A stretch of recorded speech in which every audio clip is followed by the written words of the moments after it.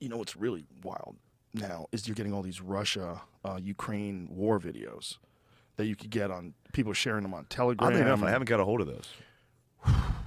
And they're rough. I They're bet. rough because this is all, you know, cell phone footage and high resolution, Yeah. you know, Samsung camera footage. I see dudes get like, I see people getting like their apartment hit by a fucking jet. Yeah. I saw one where they killed a guy with a sledgehammer. Whoa. Dude, they're rough. they're filming shit and putting it online. Yeah. There was this one where this Russian soldier made it into this little area where these Ukrainian guys had been. They were in like a ditch. Yeah. And he executed both of them. And it's like close range rifle shots to the head. And you're like, whoa. You're like, oh my God, Whoa. Riley. Obviously, it's not funny. It's like, whoa. Like, anybody who thinks that, you know, there's something about like the concept of war without visual confirmation of the horrors of war. Yeah. Like I think people, like how many people that are like really left on Twitter are like literally asking for us to support Ukraine in this war against Russia with more military spending. The people on the left, which is really fascinating, right? But I think part of this whole call to war, it becomes like the thing that the other side is opposed to. So you're going to support this thing. Yeah. And you're going to be aligned because the good people are on this side and they're clearly aligned with that thing. So you're going to be on that thing. But if you could see it, if like we had to watch every day, we had to watch footage from the war. Yeah, you'd say stop. Yeah. If there was a channel, I mean, because you have all these channels that are dedicated to the news, there's plenty of footage out there that they could capture to show you the actual horrors of war. I mean, I think that's been a problem with war. Yeah. Forever. But- is that dudes that get out of it go, we don't need this. We got to stop. This is the worst thing possible. Yeah. It's like fucking Red Badge of Courage in the Civil War. They wrote a book that was like, it's not what you think it is. It's not glory. It's cowardice. It's the worst thing possible. It's hard. It's all evil. Yeah, it's all evil. Fucking. But don't you think that Slaughterhouse without Five, seeing it? Without seeing it, I don't know. Like that decision should be super important, right?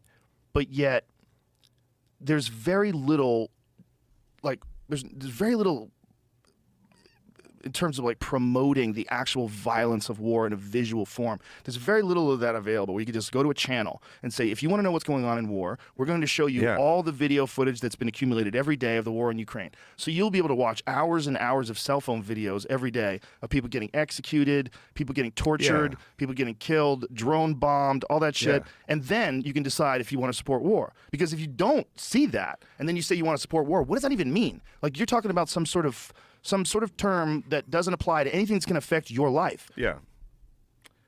I don't know, dude. It's weird, right? Yeah. I was, this is a little off topic, but like, I sympathize with fucking Neville Chamberlain. The guy that, like, when Hitler was going wild and he was like, whatever we need to do to avoid war, let's placate and allow. So Chamberlain's, like, considered like a coward throughout history. Because then Churchill came in and was like, we're going to fucking fight. Wow. But he was the guy, he had witnessed World War I. And he was like, we can't do this again. If he wants to take fucking Czechoslovakia, fucking let him. And everyone was like, this guy's a coward. Wow. But then you realize that guy, he was doing what he thought was right. He didn't know there was concentration camps. Right. I don't know. And this is definitely not a Nazi Germany versus democracies or allies war. This is, who the fuck knows what this is? This is a scarier war. This is a weird war. It's a weird one. And it's not like, I don't know. It's very clear that... Fuck. That's the thing. You drink a couple beers, you try to talk. You sound like a dickhead. No, you don't sound like a dickhead. I'm just saying like World War II, it was good guys versus bad guys. Right. And we were the good guys. Russia was bad. It was good guys and a bad guy versus teaming the up to worst fight guy. the worst guy. Yeah. This one, I have no idea. Yeah. Russia versus Ukraine. What's going on?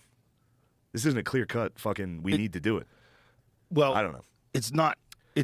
I genuinely don't know anything. It's not good. You know it's not good. And it's also, it's not, it doesn't, when people are anxious and they're worried about war, they make very rash decisions. Like I remember in the 80s, everybody was really terrified of a war with Russia. Like it hung over our head. I don't know if people know that. Like there was, during the Red Scare, during the Russia times, just like in the 1980s, everybody was constantly worried about a war with Russia. And then when the Soviet Union collapsed, when that happened, it was like a giant weight got lifted Now it's off time for us everyone's to shoulder. fight drugs. But yeah, Now exactly. it's time for us to go to war with We went drugs. to war on drugs. When the Soviet Union collapsed, it was the whole world took a sigh of relief. And for a long time, we didn't worry about war again. And now here we are. Here we are with like supersonic nukes. Like what? Hypersonic nukes? Yeah, we can't let people do that. Yeah. But the problem But is, I'm not going to do anything. If you look at what people have done throughout history, if we say, "Oh, we would never do that again," we're too rational. We would. Yeah, but it happens every time. Throughout history and all World War II happened. Right. Yeah. Right after World War One. Oh yeah. They just witnessed what happened. Yeah. And then those dudes sent their sons. Yeah. And they knew their sons were going to experience what they did, which was the worst shit of all time. Yeah. And it's not like we're fucking above war now. Dude, that time we were on Protect Our Parks and you texted your uncle about Vietnam. Yeah, that was a little dark. That was a dark one. That was heavy. Yeah. That was heavy. Yeah. That war. Imagine going to that war and then you realize the end that the whole country got duped. You realize it was pointless? Gulf of Tonkin was a false flag. The whole thing They was knew it was ridiculous. wrong from day one. How much of Vietnam do you think had to do with heroin? I don't know. People Not make that 0%. People make that argument with Afghanistan too. Yeah, not 0%. Well, listen, the argument about Afghanistan is ridiculous. They shouldn't make that argument because Why? only 96% of the world's heroin comes from Afghanistan. All of the heroin? You mean that They thing? shouldn't make that argument. Yeah. That's a fucking conspiracy theory, and you're a conspiracy theorist. Yeah, if you look up when Afghanistan became the They don't want world's that money. largest exporter, it was 2002, 2003. Stop it. Yeah. They don't want that money. Listen, I know our government. I know how they operate. The They wouldn't last do thing that. they want is heroin money. You son of a bitch. Remember when Geraldo Rivera was interviewing the troops, and the troops were guarding the poppy fields? Is this it? Yeah. Play this. These opium fields, and we are tolerating it. We are tolerating the cultivation of the opium because we know that if we were to destroy it now, the population would turn against the Marines, and it would be a real security risk. Let me introduce Lieutenant Colonel Brian Christmas. He's the commanding officer of the 3rd Battalion, 6th Marines.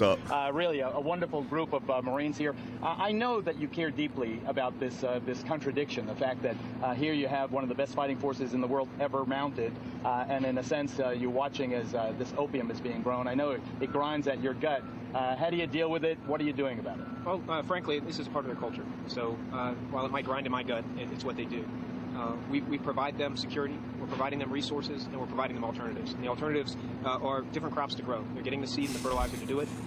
They can rotate Yeah, into they're their going to switch crops. out for What? tomatoes. They wanna get rid of their wheat. They're going to You're grow gonna fucking love tomatoes. corn, dude. Yeah, man. Artichokes.